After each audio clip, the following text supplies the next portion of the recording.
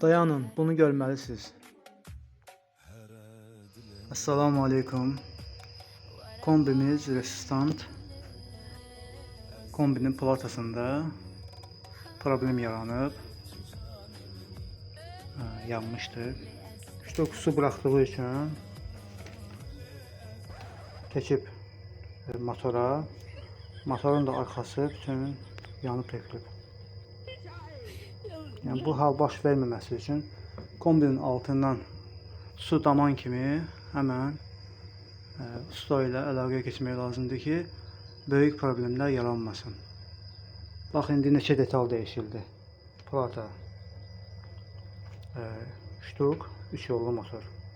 Amma vaxtında deyilsəydi, bir dənə ştukla həll edilərdi. Yəni plata kimi artıq dəlalət edib. Kombimiz öz qaydasında işləyir, elhamdülillah.